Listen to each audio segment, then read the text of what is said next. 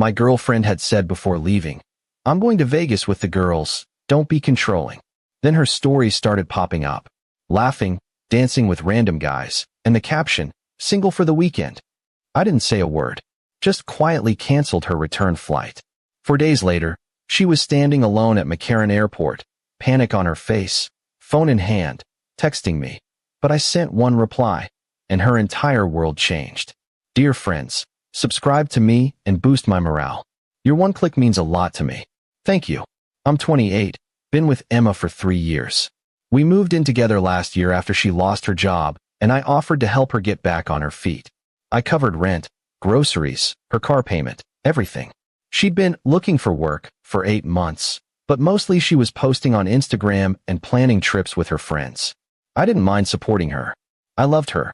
I thought we were building something. 2 weeks ago, she announced she was going to Vegas.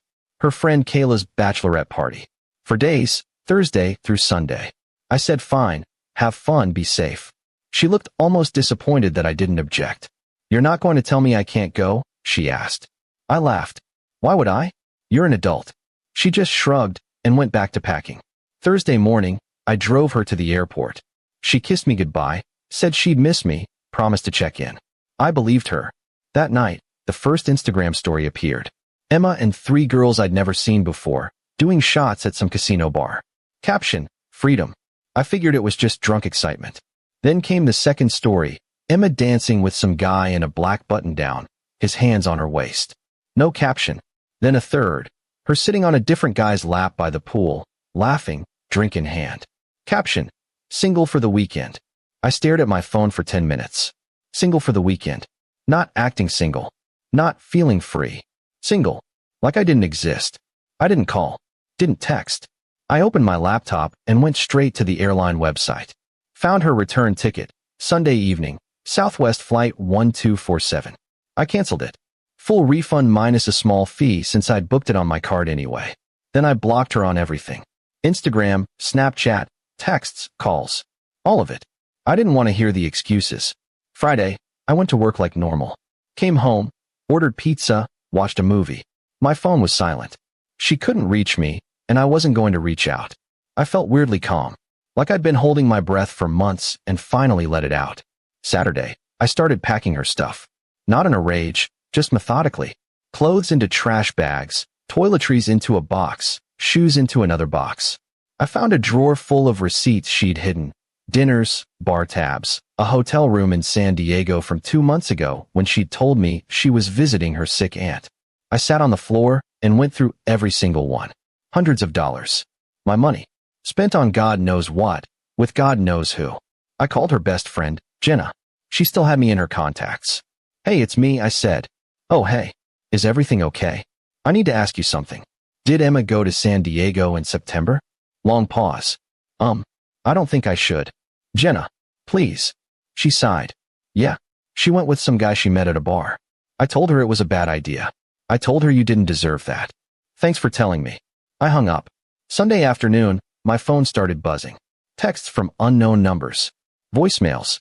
I didn't listen to them. Around 6 p.m., someone knocked on my door. It was Jenna. "You need to unblock her," she said. "No, I don't. She's stranded at the airport. She's freaking out. Her flight was canceled, and she doesn't have money for another one. Not my problem. Come on, man. Don't be like this." I looked at her. She posted that she was single. She spent my money on another guy. She lied about her aunt being sick so she could cheat on me. And you want me to rescue her? Jenna shifted uncomfortably. She made a mistake. She made a choice. I closed the door. 10 minutes later, my email dinged. Emma had found a way to reach me. The subject line was just please. The email was long. A lot of "I'm sorry. I didn't mean it. It was just for fun. I was drunk. I love you." She said she had $37 in her bank account and no way home. She said Kayla and the other girls had already flown out and she was alone. She begged me to send her money for a flight. She said she'd do anything. I wrote back one sentence. "You said you were single, so handle it like you're single." I didn't hear from her for 2 days. Update 1. Tuesday morning, Emma's mom called me. I'd forgotten I still had her number saved. "What did you do?" she said. "No hello, no greeting. Just anger." "I'm sorry, what?" Emma had to borrow money from a stranger to get home. She's a mess. She's been crying for 2 days.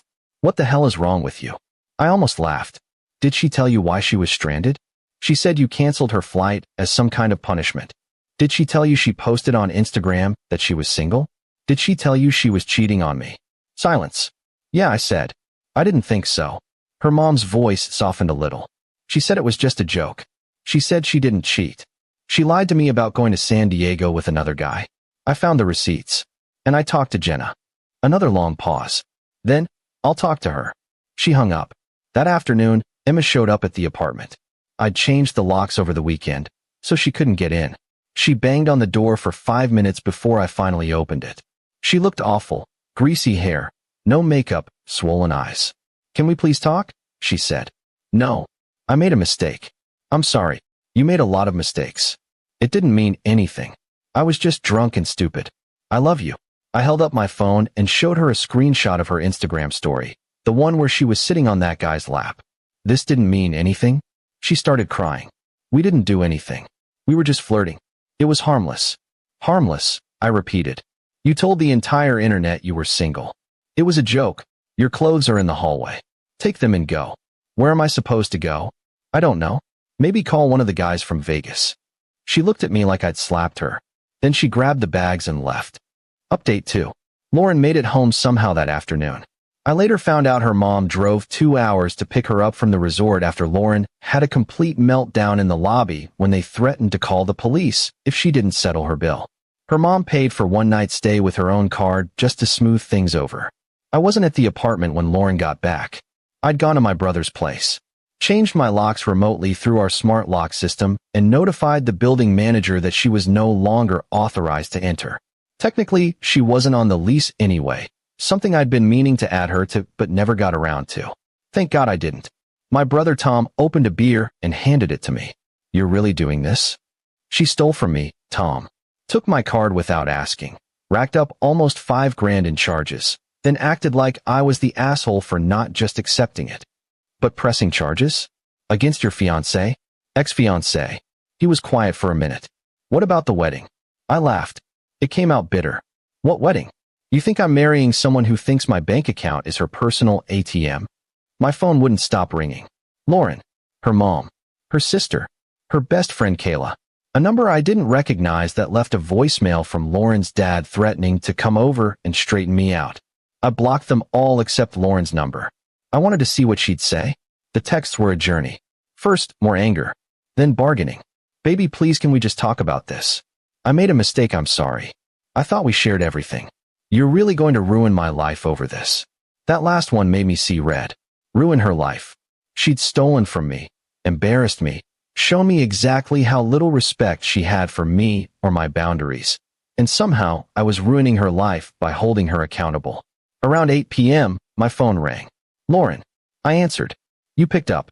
She sounded surprised. And she'd been crying. Make it quick. Please drop the charges. Please. I'll pay you back every penny, I swear. I'll get a second job. Whatever you want. But I can't have a criminal record. I'll lose my job. I'll lose everything. You should have thought about that before you stole my credit card. I didn't steal it. We're engaged. We're supposed to be a team. Teams ask permission. Teams communicate. You did neither. I was stressed. Work has been insane and I just needed a break and I knew you'd say no because you're always so careful with money and I just thought. You thought you'd take what you wanted and deal with the consequences later. Except there weren't supposed to be consequences, were there? I was just supposed to smile and nod and pay for it because I love you. Silence. Lauren, did you even plan to tell me about this trip if the card had gone through? More silence. That told me everything. I would have told you, she finally said. Eventually. After you came back? After you spent all my money?